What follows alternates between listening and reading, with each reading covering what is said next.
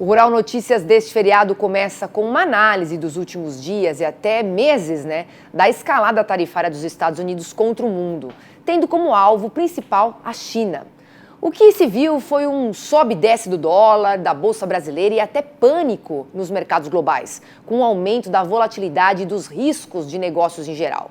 Agora, de que forma esse tarifaço vai afetar o agronegócio brasileiro, já que exportamos nossos principais produtos da pauta de exportações do agro, não só para os Estados Unidos? Para entender um pouco mais do que está acontecendo, nós convidamos o advogado André Passos, que já está conectado com a gente. Boa noite, André. A gente quer saber, os reflexos do que você está vendo nesse sentido no agro brasileiro. Seja muito bem-vindo.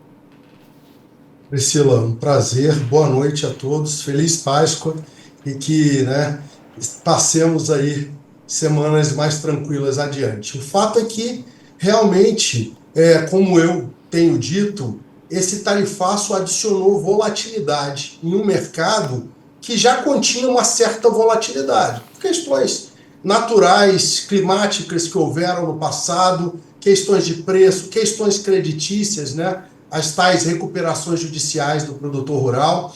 E o tarifaço trouxe, num momento especial em que boa parte da nossa safra já foi colhida, e que vai bem obrigado, a produtividade continua em alta, os preços estão relativamente estáveis e os produtores conseguindo aí marcar alguma margem de recuperação, e o tarifaço trouxe um aumento da volatilidade no mercado, na medida em que o Trump, dessa vez, a despeito dos analistas estarem esperando algo nesse sentido, ele reinventou o próprio trumpismo em termos de aumentar aí a intensidade das suas ações. E, André, a gente está a caminho de uma colheita de uma safra recorde, com cerca de 325 milhões de toneladas no Brasil. Você acredita que isso pode alterar o cenário de alguma forma? Bom, basicamente, a Conab soltou um relatório essa semana dizendo que 80% da safra, principalmente a safra de soja, já foi colhida. Então, em termos físicos, como eu disse, da performance física, a gente vai bem, obrigado. Isso é um grande alento para o produtor rural. A questão é preço, volatilidade, adição de risco, como você colocou na chamada agora do jornal. Então, a questão é: o produtor fez a marcação do preço, travou os preços, ou o produtor não travou os preços? E mais adiante, existirão repercussões, existirá algum tipo de efeito na comercialização efetiva da soja, porque essa soja, a gente exporta e alimenta cerca de 1 bilhão de pessoas, sendo que só temos 200 milhões de brasileiros. Então, boa parte disso vai para vários países no mundo, e não necessariamente Estados Unidos da América, onde a gente teve um acréscimo de 10% nas tarifas.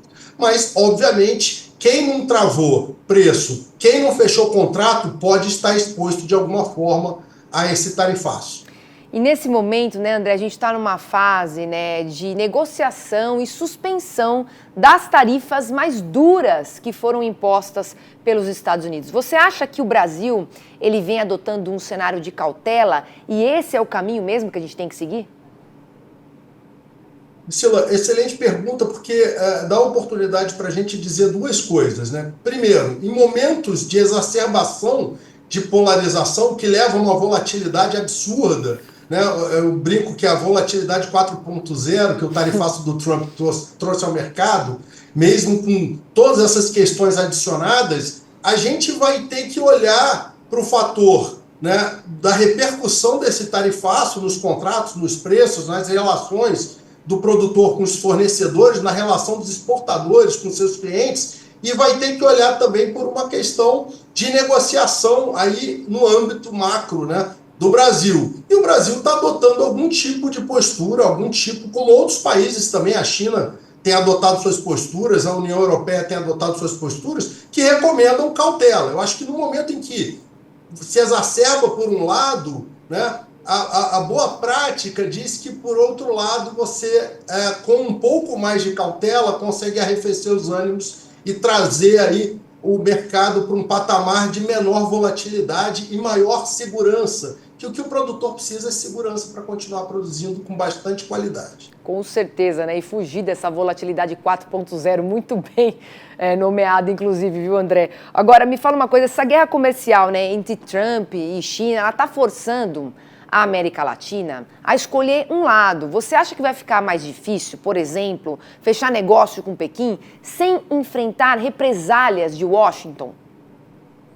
Bom, alguns veículos de comunicação, até internacionais, têm dito, né, que o Brasil pode ser o maior beneficiário dessa guerra comercial na medida em que o foi no passado. Por outro lado, outros sustentam que o Trump, ao fazer isso, está adicionando mais um componente negocial que pode deixar o Brasil um pouco de lado nas vendas para outros países, leia-se China, nesse momento, que talvez seja o principal alvo aí desses tarifatos. O fato é que, em termos de negociação, em termos de perspectiva, realmente a gente tem que adotar cautela no primeiro momento e, num segundo momento, esperar as coisas se esvanecerem um pouco, diminuírem um pouco essa pressão para continuar a tocar. E no que importa ao produtor, tem que aplicar mais gestão, melhor margeamento dos seus preços, redução de custos, que é o que dá para fazer no nível microeconômico, né? No nível macroeconômico,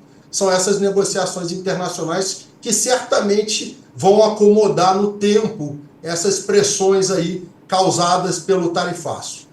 Muita gestão e muita cautela. André, obrigada pela sua participação aqui no Rural Notícias. Excelente Páscoa para você, bom fim de semana e até uma próxima.